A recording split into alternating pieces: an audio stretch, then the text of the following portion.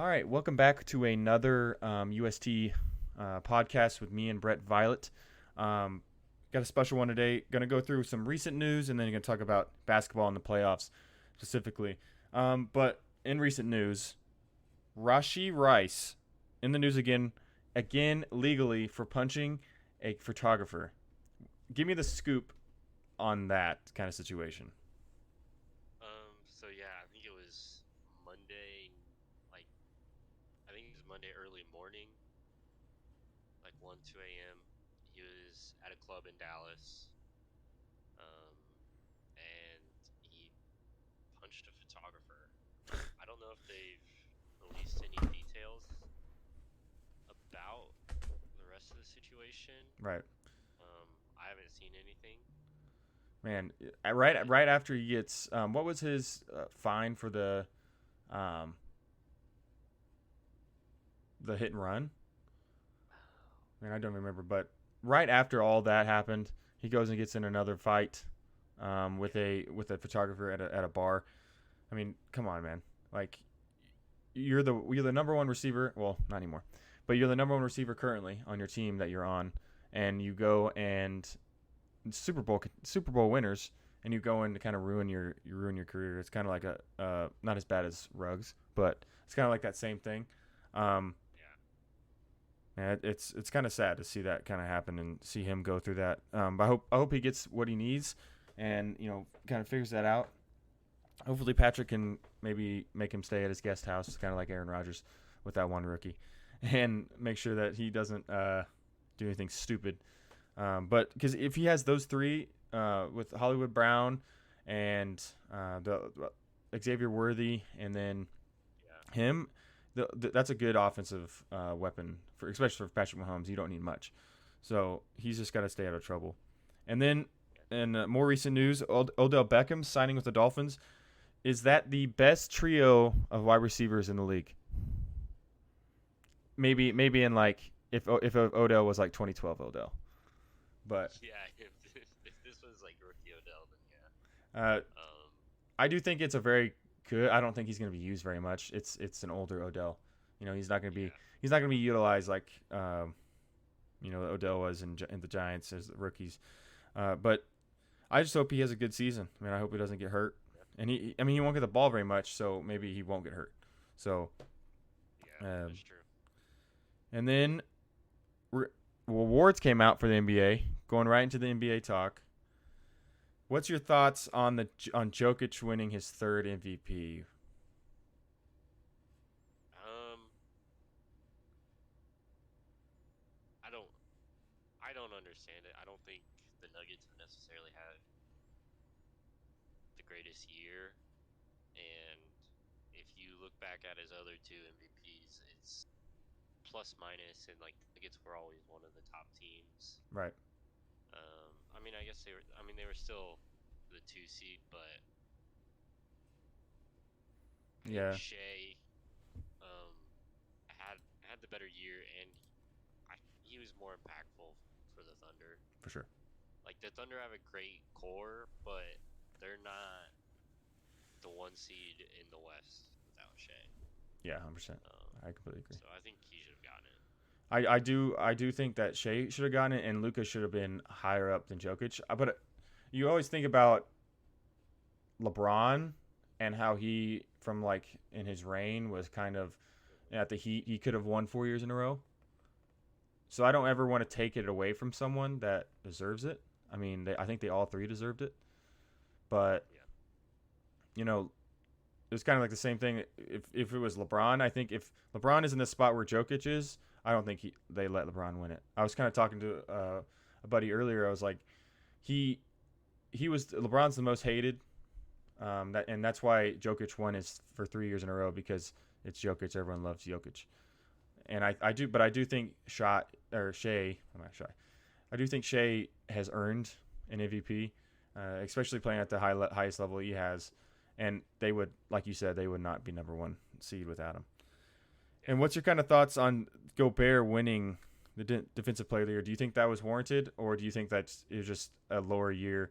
Do you think Wimby? I do think Wimby was the number two. Do you think he should have won it over Gobert? And I kind of had the discussion earlier, but What's your thoughts on? I think Wimby.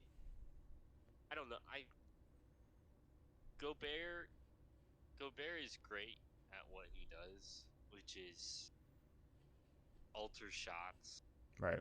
and kind of clog passing lanes low. Yeah. Um, he's not, but I think Wimby was just better around the perimeter than Gobert was, Mm-hmm.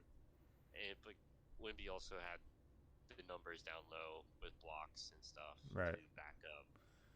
You know, I mean, I understand. I don't think they would want to give him D-boy and Rookie of the Year. Yeah. So I think that Gobert earned an idea, but you did. yeah, We're gonna talk about this in a little bit, probably in the next segment.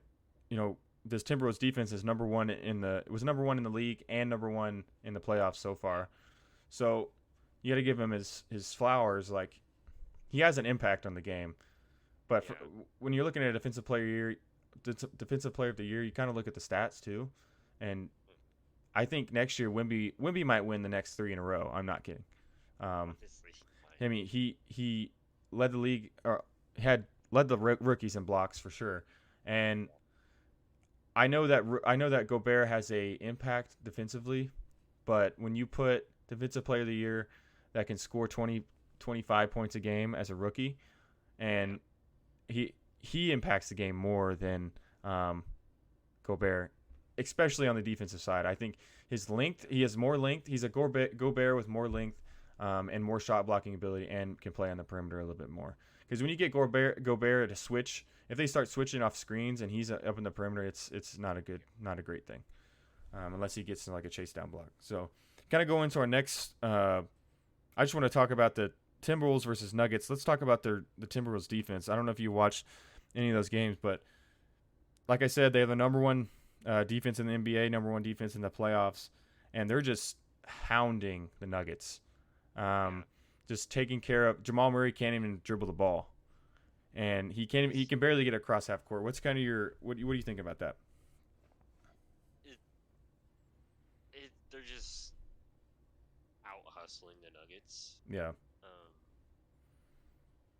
I they it doesn't look like the Nuggets want to be there. oh no, Honestly, especially when you can't even dribble across half court. yeah, It's just frustrating. You can tell they're frustrated. I do yeah, think tonight they kind of figure it out. yeah. But Jared I Vanderbilt think has an extreme impact on the game if Jamal Murray can't score over 12 points. So yeah. I think one thing is like the pressure is definitely has gotten to Jamal Murray. Like you can like even when he's got open shots, he's not hitting. yeah, Um, so I think there's more of a psychological impact on him too. 100%.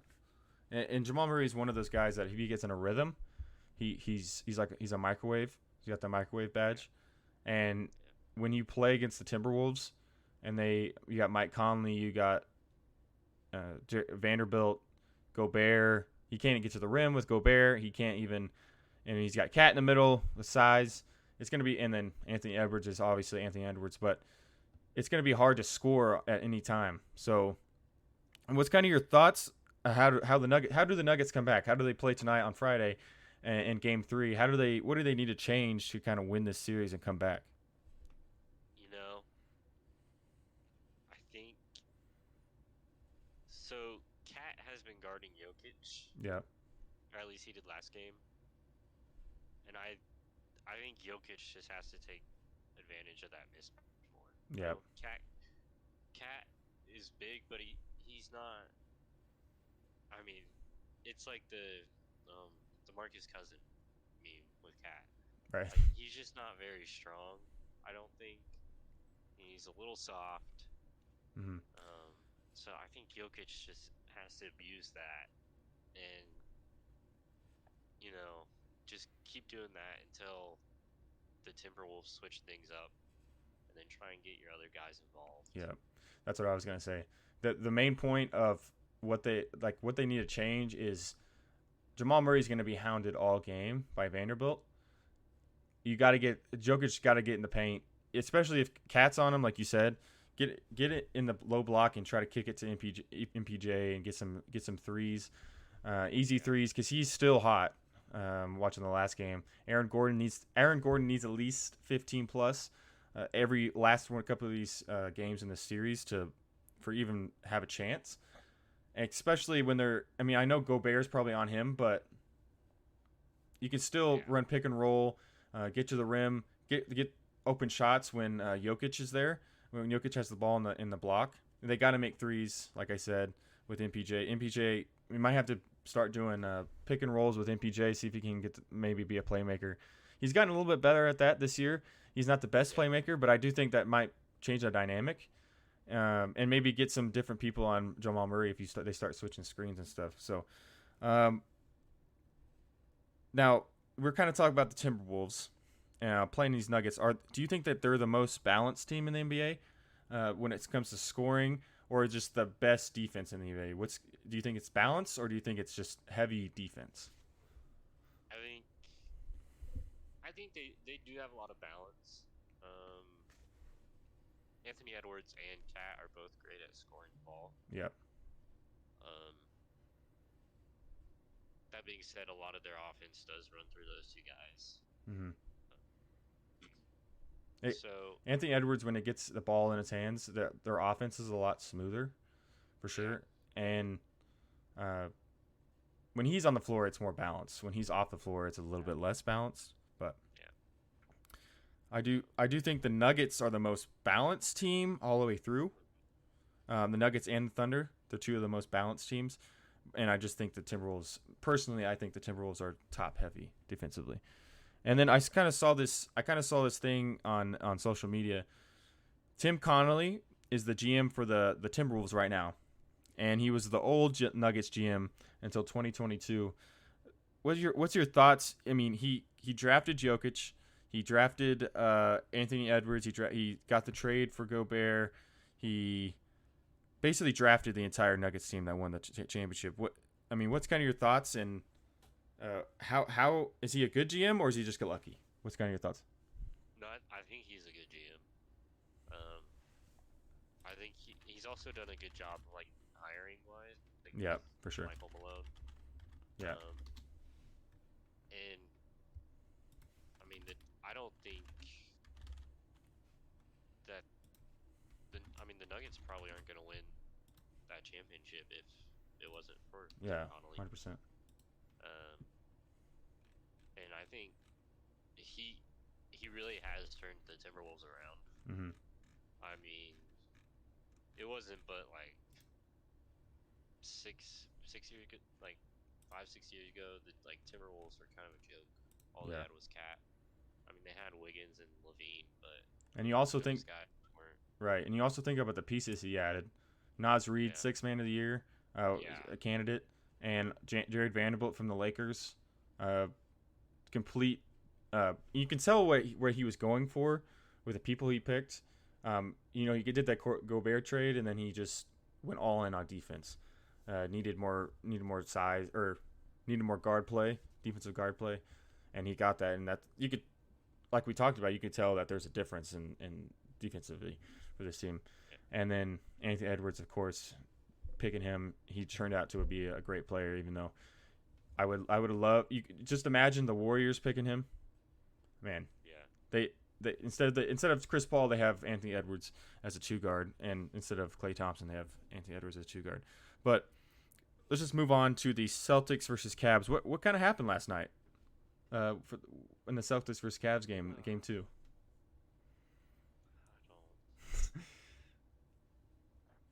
The Celtics just don't play well at home sometimes. Right. They started off great. They were like 21 or 20-0 at home to start the year off.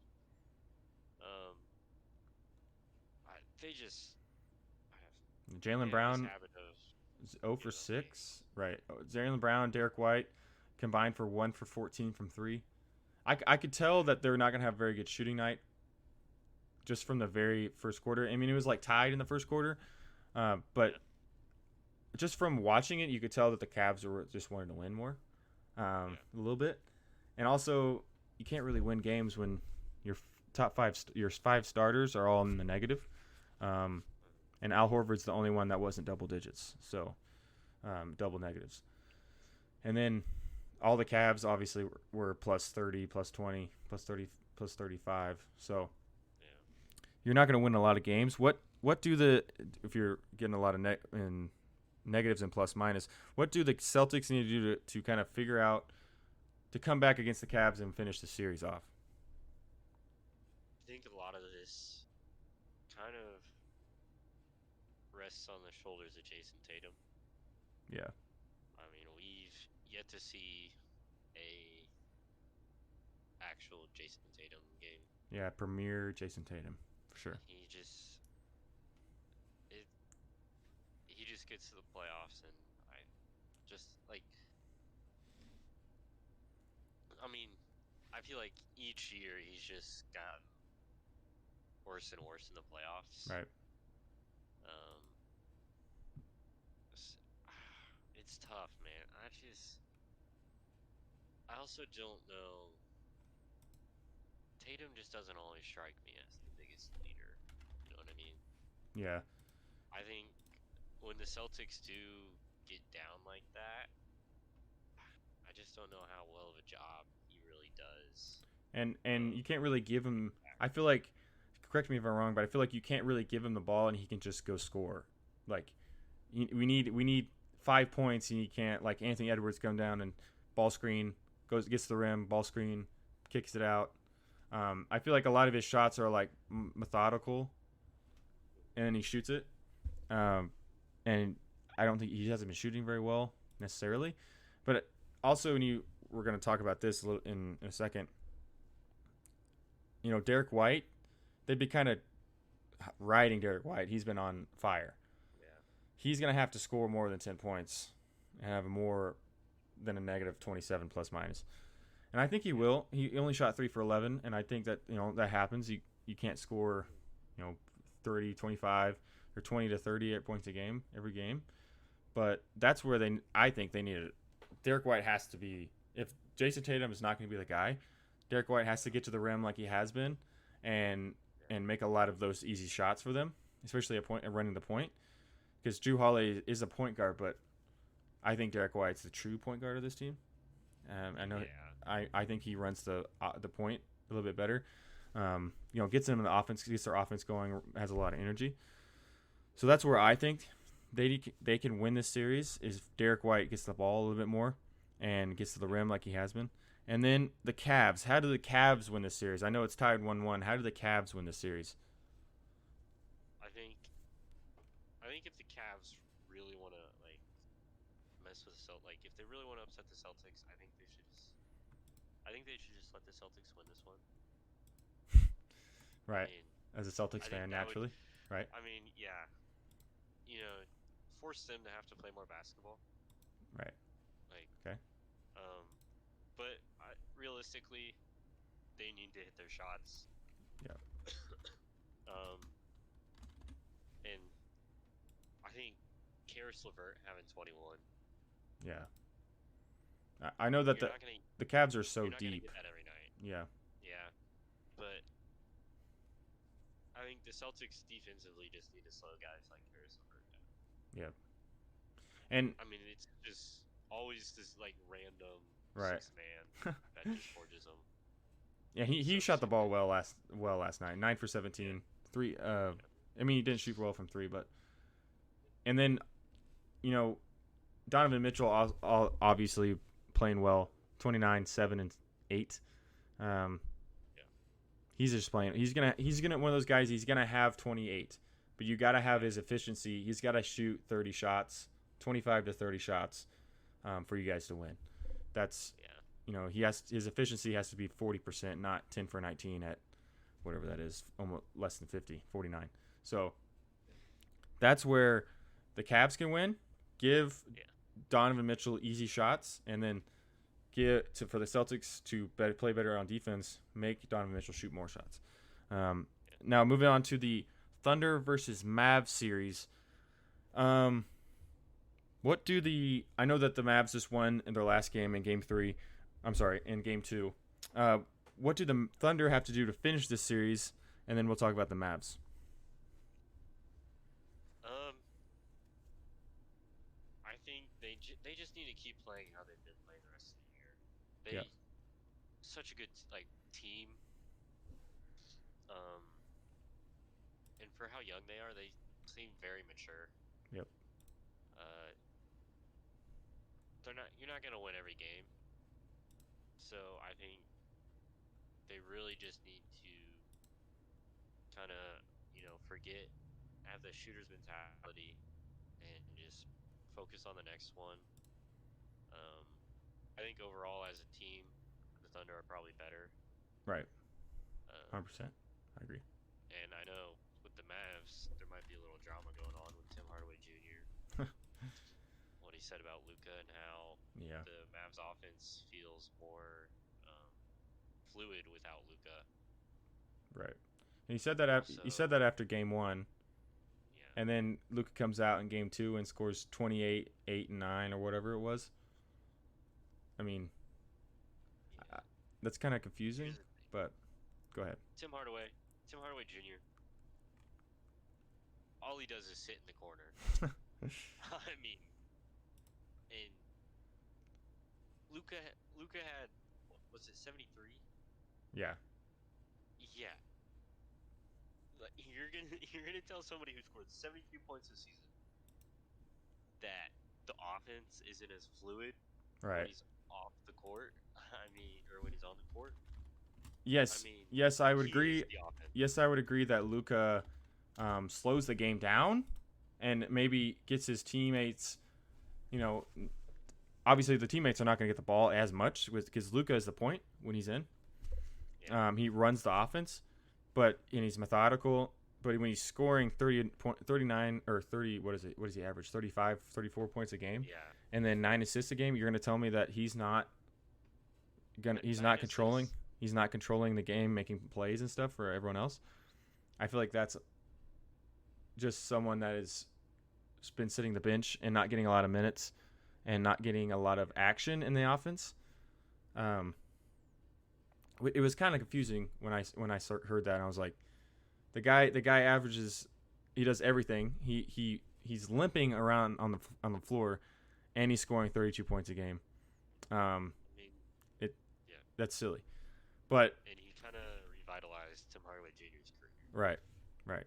So now for the Thunder to win this series, when you watch the first game, the comparison from the first game to the second game, the first game you could tell the Mavs were tired. I mean, they were tired. Mavs were walking around. Luka was tired, and in the second game, it wasn't like that. Luka just took over, and that's where the Thunder need to push the pace, because in the Clippers series with the Mavs, obviously the Mavs pushed the pace, but I don't think they could do that for 7 games. And I don't think they could do that for 5 or 6 games.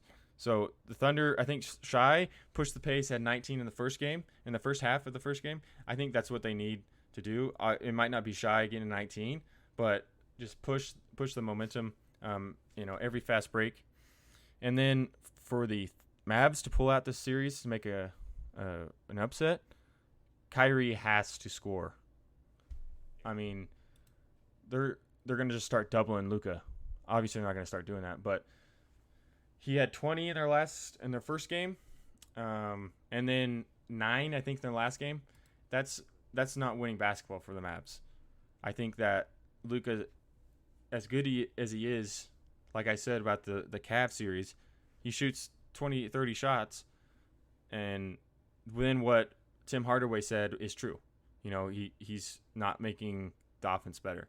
He's actually making it worse. So I think that Kyrie has to score 20 plus for them to win on a nice clip, shooting layups, shooting his step back jumpers and stuff like that, and getting him in the pick and roll.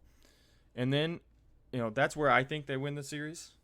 I don't think they need to do anything crazy, and they just need to get Kyrie the ball. He's been slow in the first half of games, and I think Jason Kidd said this as well, and at halftime he said we got to get him going earlier. He has to get the ball, and he has to want to score. There's sometimes he just wants to pass the ball and give the ball up when he can just go score and give him 30, an efficient 30.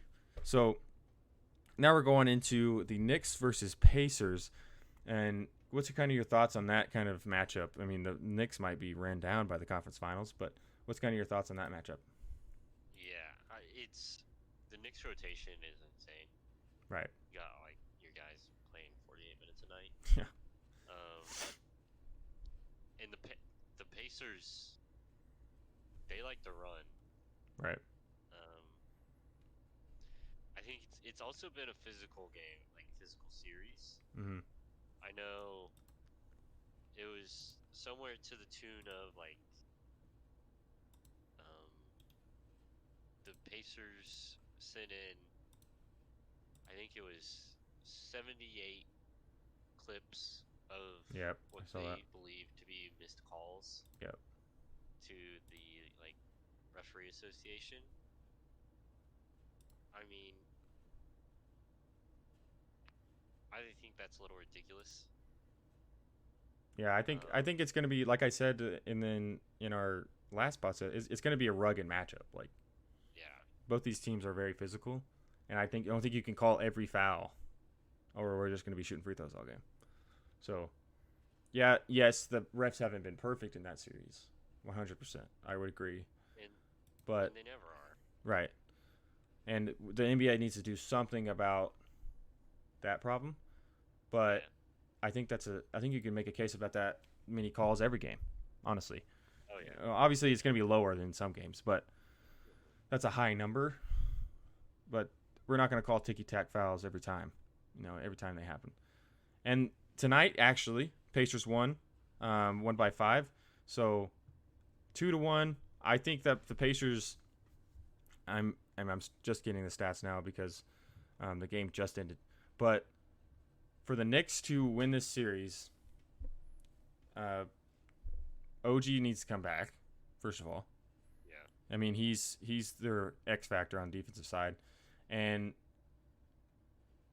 obviously Jalen Brunson keeps being Jalen Brunson. I think sad to say it, but I think the Pacers won tonight because in the third quarter, Josh Hart was taken out of the game for the first time in the series.